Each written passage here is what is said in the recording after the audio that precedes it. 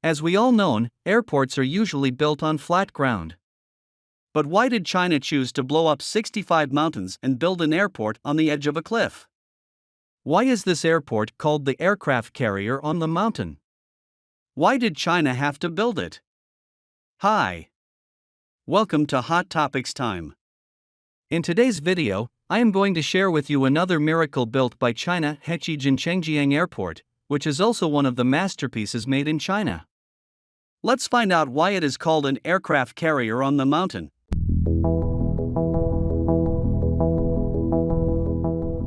What difficulties did it encounter during its construction, and what is the significance of its construction?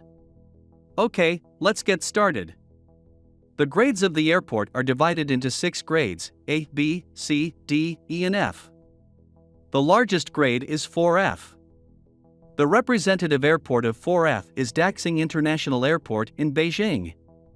As a 4F level international airport, it took less than 5 years from the start of construction of the Daxing International Airport to the opening of the flight. However, it took China 5 years to build the 4C class Hechi Jinchengjiang Airport. This is precisely because of the special topography that brought great difficulties to the construction of the airport. It is formed by 65 hills after cutting the top and filling the gully. Many difficulties were encountered before and during the construction. Hechi Airport is located in Hechi City, Guangxi Zhuang Autonomous Region, which is also famous for its karst landforms. Karst landform is the landform formed by the dissolution and precipitation of soluble rocks by groundwater and surface water. It is one of the 5 major landforms in China. It's very difficult to find a flat land suitable for building an airport under such topography. So, it took 8 years just to select the airport site.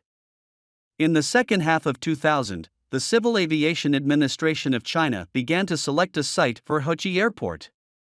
Experts surveyed more than 20 areas, but the results were disappointing, and there was no suitable place at all.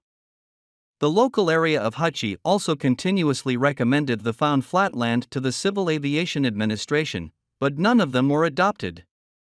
At this time, an expert suggested that if it is difficult to find a flat land in Hechi, and it will be easier for China to create a flat land. So the goal changed from finding flat land to finding a suitable hill. At this time, Tangshan entered the eyes of experts. From the point of view of economic benefits, Tangshan is located in the traffic fortress, and the airport here will have a wide radiation area. From the feasibility of construction, the lower rock of Tangshan is hard rock. Unlike other mountains in this area, there are few karst caves and groundwater in the lower layer of Tangshan. After a rigorous evaluation and comparison by relevant experts, in 2002, the Civil Aviation Administration finally determined Tangshan as the site of Hechi Airport. In fact, the site selection difficulties we mentioned just now can only be regarded as minor difficulties encountered before the construction of the airport. Shortly before the project was ready to start construction, a new problem emerged. A non-ferrous metal or field was found in the northwest of the airport, which would generate a magnetic field. Experts pointed out that when the geomagnetic anomaly reaches 560 nt, it is uncertain whether the takeoff and landing of the aircraft will be affected. At that time, China has not been able to study the impact of the geomagnetic anomaly on the takeoff and landing of the aircraft, and there is no international standard to provide reference. In the end, the expert group decided to send a professional aircraft to conduct experiments. The results showed that the magnetic field in this area has no direct impact on the takeoff and landing of the aircraft. This experiment is also the world's first field flight test conducted without the airport being built. In 2008, the project officially started construction. The first test flight took place in 2013. Of course, there will be more difficulties to build the airport on the top of the mountain. Then, what difficulties will the Hechi Jinchengjiang Airport have when it is officially constructed and put into use?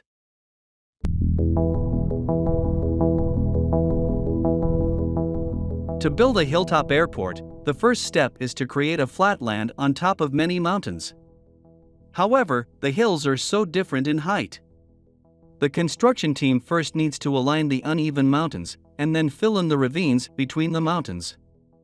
According to the data, among the 65 hills, the highest mountain needs to be cut off by 87 meters, and the deepest ravine that needs to be filled between the mountains is 126 meters. The construction team decided to fill the ravines between the mountains with the hills blown by explosives, and 80% of the airport land was filled out. However, after the construction was completed and before the airport was put into use, new hidden dangers emerged. The airport has only one short runway. As we all know, the shorter the runway, the higher the requirements for aircraft driving skills. And the aircraft does not need a run-up to take off on the aircraft carrier, which is one of the reasons why Hechi Airport is called aircraft carrier on the mountain. It has one of the narrowest runways in the world, as narrow as a floating aircraft carrier in the sky. However, such a hugely invested and painstakingly constructed airport did not seem to have much passenger traffic after it was put into use. In 2019, the annual passenger throughput of Hechi Jinchengjiang Airport was only about 20,000, with an average of less than 100 passengers per day and less than 2 flights. In this case, why did China invest 850 million yuan and spend a lot of energy to build this airport?